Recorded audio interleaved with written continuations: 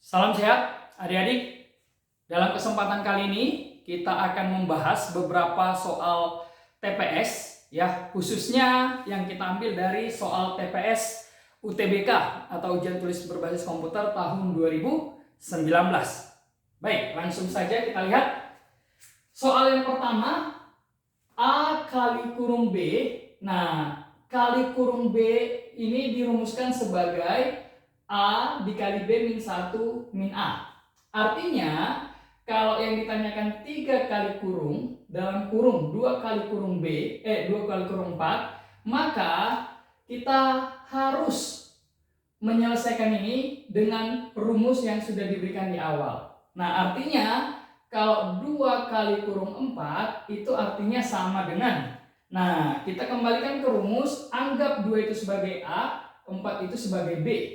Maka artinya 2 kali kurung 4 ini adalah A-nya tadi 2, berarti 2 dalam kurung 4 dikurang 1 dikurang 2 ya, karena A-nya adalah 2, B-nya adalah 4. Jadi yang dalam kurung kita selesaikan dulu, berarti 2 dikali 3 min 2 hasilnya adalah 6 dikurang 2 berarti 4. Nah, dari sini kita bisa ambil kesimpulan 2 kali kurung 4 itu nilainya sama dengan 4. Nah, yang ditanyakan kan 3 kali kurung. Nah, 3 kali kurung 2 kali kurung 4. Nah, ini kan sebenarnya sama aja dengan 3 kali kurung 2 kali kurung 4 ini nilainya tadi 4. Berarti bisa kita ganti dengan 4. Nah, 3 kali kurung 4 kita masukkan lagi ke rumus yang ini tadi. Nah, ambil sekarang 3-nya sebagai A, 4-nya sebagai B. Nah, artinya kalau kita selesaikan dengan rumusan ini, A-nya gantikan dengan 3, berarti 3 dikali 4 min 1 dikurang 3. Jadinya 3 dikali 3 dikurang 3 hasilnya adalah 9 min 3, hasilnya sama dengan 6. Otomatis opsi yang tepat adalah yang D. Baik. Soal yang kedua, hasil pengurangan 3x plus y per 3 oleh y min 2x per 2. Nah, itu kan sebenarnya artinya sama dengan 3x plus y per 3. Hasil pengurangan oleh berarti dikurangkan oleh y min 2x per 2. Nah, bagaimana cara kita mengurangkan? Nah, ingat lagi ya, kalau di dalam matematika, kalau A plus B A per B plus ataupun min nanti ya, plus C per D, maka ini tinggal kita kali silang. A dikali D plus B dikali C per B kali D. Nah, ini yang menjadi rumusannya. Oke, ini jadi rumusannya. Kalau penjumlahan, kalau pengurangan bagaimana? Jadi kalau A per B dikurang C per D, maka ini menjadi tandanya juga min ya. AD min BC per BD. Oke, berarti ini juga sama. Kita kalikan aja. 2 dikali 3x plus Y dikurang 3 dikali dengan Y min 2x per, kita kalikan 3 dikali 2. Hasilnya jadi kita kalikan ke dalam 2 kali 3x. Ya, ini plus Y ya.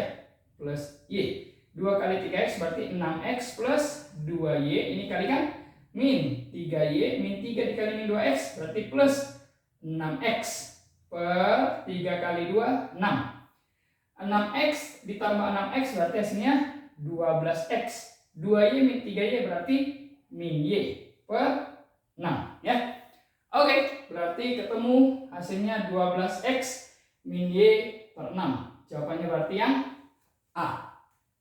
Lalu yang ketiga, nah ketiga ini kita mencari sudut ya. Nah, ini ada sebuah segitiga dan di dalamnya juga ada sebuah segitiga, dan segitiga yang di dalam ini adalah segitiga sama kaki, di mana BC sama dengan CD.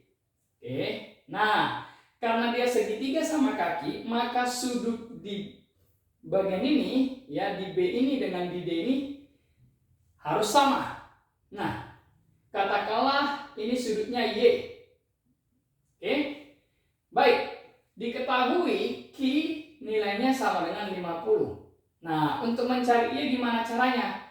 Ingat, jumlah sudut di dalam sebuah segitiga adalah 180 derajat. Berarti dari sini kita bisa ambil kesimpulan Y ditambah Y ditambah dengan ini Q harus sama dengan 180 derajat. Y tambah Y kan berarti 2Y. Plus Q-nya sudah diketahui 50 derajat. Jadi 180 derajat ini ya. Berarti 2Y sama dengan 180 dikurang 50, 130 derajat. Y-nya ketemulah 130 bagi 2, 65 derajat ya. Baik, karena Y-nya sudah diketahui 65 derajat, P-nya diketahui 36 derajat ya. Berarti sudut yang di sampingnya ini ya, nah ini kan Y, berarti di sampingnya ini otomatis bisa kita cari ya, katakanlah Z. Gimana cara mencari Z-nya? Nah ingat, sudut di B ini kan sudut yang berpelurus, berarti 180 derajat. Berarti bisa kita ambil kesimpulan Y ditambah Z itu mesti sama dengan 180 derajat. Nah Y-nya sudah diketahui 65. Berarti 65 derajat ditambah Z sama dengan 180. Z-nya ketemu dong. 180 dikurang 65 adalah 115 ya. 125 derajat ya. 115 derajat. Oke. Nah, Z-nya ketemu 115 derajat. Nah, sekarang kita tinggal mencari X. Nah, X ini didapatkan dari jumlah segitiga pada ABD. Nah, ingat jumlah sudut di dalam segitiga ini harus 180 derajat. Berarti bisa kita ambil kesimpulan bahwa X ditambah P ditambah Z ini mestinya 180 derajat. Nah, yang kita butuhkan kan X ya. P-nya sudah diketahui 36. Ditambah dengan Z-nya 115. Nah, berarti ketemulah X-nya sama dengan 36 ditambah 115 itu sama dengan 151 ya. Berarti 180 derajat dikurang 151 derajat.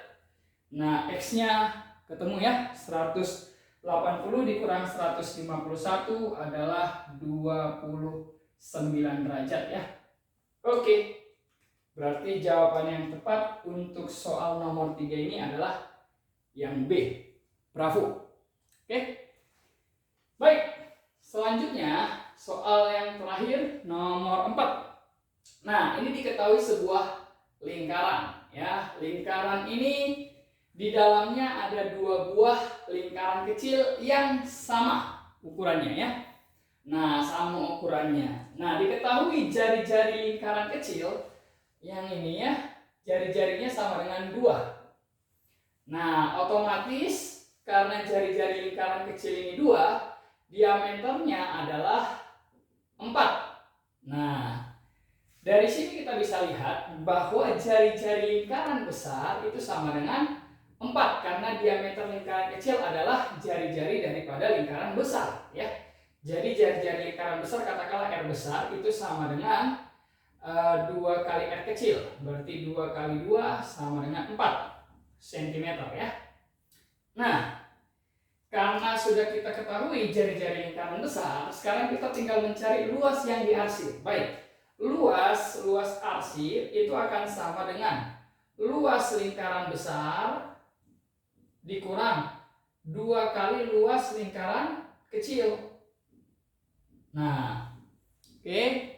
Baik, lingkaran luasnya adalah, rumus luas lingkaran adalah VR kuadrat. Nah, ini R besar ya, dikurang 2 kali VR kecil kuadrat.